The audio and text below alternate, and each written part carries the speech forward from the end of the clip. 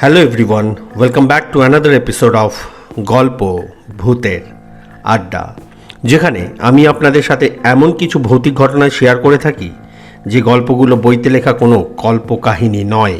বাস্তব জীবনে এই ঘটনাগুলো কারোর না কারোর সাথে ঘটেছে। যদি আপনারাও আপনাদের জীবনের কোনো বাস্তব ভৌতিক ঘটনা শেয়ার করতে চান, তাহলে অবশ্যই ডেসক্রিপশানে দেওয়া ইমেল আইডিতে লিখে পাঠাতে পারেন। আমি অবশ্যই আমার এই চ্যানেলে সেই ঘটনাগুলোকে শেয়ার করব। তবে গল্প শুরু করার আগে একটা কথা বলে রাখা দরকার যে যেহেতু এই ঘটনাগুলো কোনো সত্যতা যাচাই করা সম্ভব নয় এবং আমিও আমার চ্যানেলে কোনো রকম অন্ধবিশ্বাস ও অলৌকিক ঘটনাকে প্রমোট করি না, তাই আমি আশা করব আপনারাও এই ঘটনাগুলোকে শুধুমাত্র এন্টারটেইনমেন্টের বিষয় হিসেবে গ্রহণ করবেন এবং গল্পের গা ছমছমে ব্যাপারটাকে উপভোগ করবেন। So without any further delay, let's jump into today's story.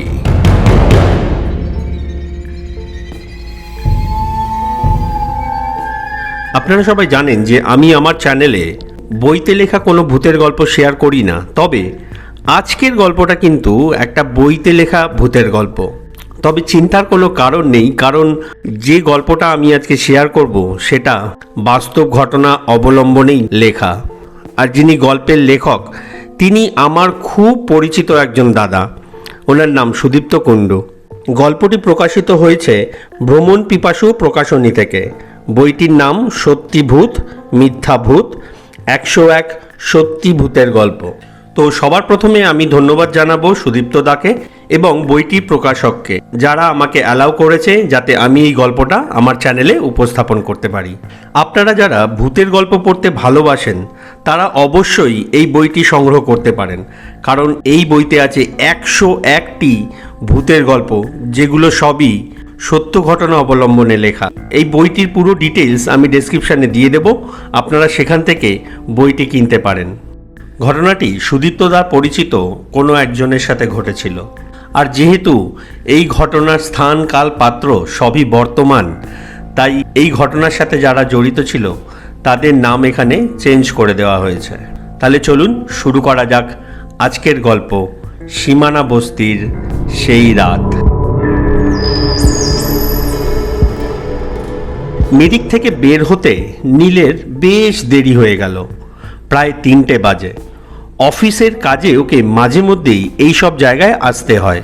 ও যে কোম্পানিতে কাজ করে সেই কোম্পানি বিভিন্ন ব্যাংক এবং বীমা সংস্থা ও অন্যান্য বেশ কিছু প্রতিষ্ঠানের সঙ্গে সিস্টেম সাপোর্টের জন্য ইয়ারলি কন্ট্রাক্ট করে রেখেছে। কোনো জায়গায় কোনো সমস্যা হলেই ওকে বেরিয়ে পড়তে হয় শিলিগুড়ি থেকে। মিরিকের একটি ব্যাংকে কাজ ছিল, এরপর ওকে যেতে হবে ঘুমে, সেখানেও একটি ব্যাংকে কাজ আছে। মিরিক থেকে রাস্তাটা পশুপতি, সীমানা বস্তি, ল্যাপচা জগৎ হয়ে ঘুম পর্যন্ত গেছে। দুই ধারে ঘন পাইনের জঙ্গল। সীমানা বস্তি ঢোকার ঠিক আগেই যেখানে পাইন গাছের জঙ্গলটা শেষ হয়েছে, বাঁকের মুখে একটা কবরস্থান আছে, খুব পুরনো। দিনের বেলা ওই কবরস্থানের ওপরেই ছোটোখাটো বাজার বসে বিদেশি জিনিসপত্র নিয়ে। কবরস্থানের পরেই একটা বিরাট খাদ সোজা নেমে গেছে নিচে। কত হাজার ফিট হবে কে জানে। খাদের অপর দিকটা নেপাল। জায়গাটা ভারত এবং নেপালের সীমানা বলে জায়গাটার নাম সীমানা বস্তি। এই রাস্তাটা বেশ ভালো। দেরি হয়ে গেছে বলে নীল বেশ জোরেই গাড়ি চালাচ্ছিল। সীমানা বস্তি ঢোকার ঠিক মুখেই ও দেখল গাড়ির ড্যাশবোর্ডে ইঞ্জিন অয়েলের ইন্ডিকেটরের পাশে যে লাল লাইটটা আছে সেটা জ্বলছে আর নিভছে। 1-1.5 কিলোমিটার আগে গাড়িটা একবার রাস্তার একটা ছোটোখাটো গর্তের মধ্যে পড়েছিল। এখন নভেম্বর মাসের মাঝামাঝি, আর কদিন পরেই কালী পুজো। বাইরে ভীষণ ঠান্ডা, সন্ধে হয়ে আসছে। ও গাড়ির সামনে উবু হয়ে বসে ডান দিকে চাকার নিচের ইঞ্জিন অয়েলের চেম্বারটা দেখল। সর্বনাশ, যখন গাড়িটা ওই গাড্ডায় পড়েছিল সম্ভবত তখনই ইঞ্জিন অয়েলের চেম্বারে একটা ফুটো হয়ে গেছে। কবরস্থান থেকে একটু এগিয়েই রাস্তার ওপরেই শিলা দিদির হোমস্টে। ও তাড়াতাড়ি গাড়িটা হোটেলের সামনে এনে দাঁড় করালো।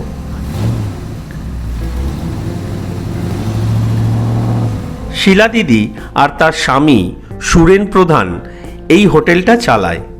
নীলকে মাঝে মধ্যেই এই রাস্তা দিয়ে আসতে হয় বলে ওর সঙ্গে বেশ আলাপ হয়ে গেছে দুজনের। সুরেন দাজু সব কিছু শুনে বলল, आज रात को यहीं पे रुक जाइए, कल सुबह दिखा जाएगा। আর কোনো উপায় নেই দেখে নীল গাড়ি থেকে ওর ট্রলি ব্যাগটা নামালো। রাত্রে যখন থাকতেই হবে আর কিচ্ছু করার নেই। সবাই এখানে মোটামুটি 8টার মধ্যে রাতের খাওয়া দাওয়া করে শুয়ে পড়ে। এই 3তলা হোটেলটায় আজ আর কেউ নেই, ও শুধু একা। রাত্রে ওর সঙ্গে সুরেন দাজু এই হোটেলেই থাকবে। শিলা দিদি নিজের বাড়িতে চলে যাবে। 8টার মধ্যে নীল খেয়ে দিয়ে শুয়ে পড়েছিল। দুশ্চিন্তা আর ক্লান্তিতে কিছুক্ষণের মধ্যেই ওর ঘুম চলে এলো। হঠাৎ করে ওর ঘুমটা ভেঙে গেল। বাথরুম থেকে জল পড়ার শব্দ ওর কানে এলো। তাড়াতাড়ি উঠে বাথরুমের কলটা গিয়ে বন্ধ করলো। মনে করার চেষ্টা করলো যে কলটা তো ও বন্ধই করেছিল, তাহলে খুললো কিভাবে? জানলার পর্দাটা সরিয়ে দেখলো বাইরেটা পুরো কুয়াশায় ঢেকে গেছে। ও আবার শুয়ে পড়ল। মোবাইলে দেখলো রাত 12:30 বাজে। হঠাৎ শুনতে পেল এক অদ্ভুত স্বরে কোনো এক পাখি ডাকছে। শুয়ে থাকতে থাকতে ওর আবার তন্দ্রা এসে গেছিল। আবার হঠাৎ ওর ঘুম ভেঙে গেল। ও দেখতে পেল ট্রলিটা যেন নিজে নিজেই ঘরের এক পাশ থেকে অপর পাশে চলাচল করছে। ঘর অন্ধকার থাকলেও নীল বুঝতে পারল ট্রলির এই অদ্ভুত কাণ্ড। তাড়াতাড়ি উঠে লাইটটা জ্বালিয়ে ট্রলিটাকে ভালো করে দেখল। না, কোনো কিছুই নেই। জানলার পর্দাটা আরও একবার সরিয়ে বাইরে উকি দিয়ে দেখল। ও দেখতে পেল একটি অল্প বয়সী মেয়ে হোটেলের দিকে পিছন ফিরে রাস্তার পাশে দাঁড়িয়ে আছে। চেহারাপত্র দেখে মনে হলো ট্যুরিস্ট, স্থানীয় নয়। আস্তে আস্তে মেয়েটা মুখ ঘোরালো। 15-16 বছরের একটি মেয়ে, অসম্ভব সুন্দর দেখতে। নীলের সঙ্গে চোখাচোখি হতেই মেয়েটি হাত দিয়ে ইশারায় ডাকলো। নিচের রিসেপশনে সুরেন দাজু নাক ডাকিয়ে ঘুমোচ্ছে। নীল সুরেন দাজুকে না ডেকেই দরজা খুলে রাস্তায় নেমে এলো। দেখল মেয়েটা ততক্ষণে পাইন জঙ্গলের দিকে কিছুটা এগিয়ে গেছে। এবার পিছন ফিরে ওকে আবার হাত দিয়ে ডাকলো।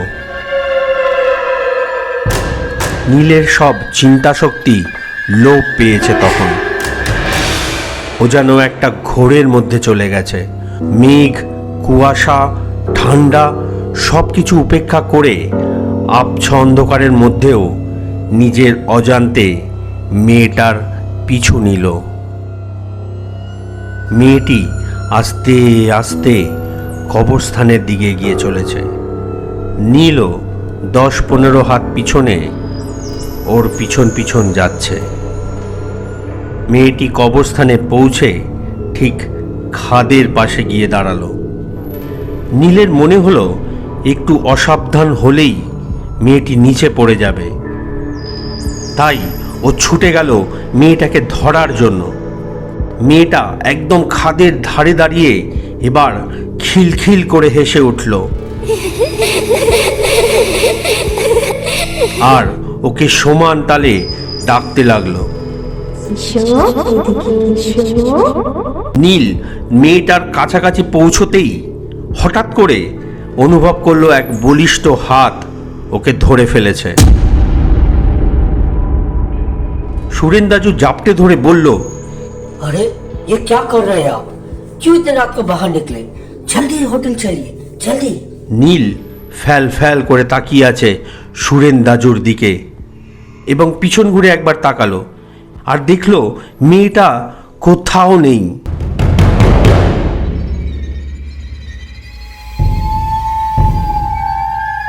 নীল বলে উঠল, अरे अभी अभी यहाँ पे एक लड़की थी, मुझे बुलाई, कहाँ गई?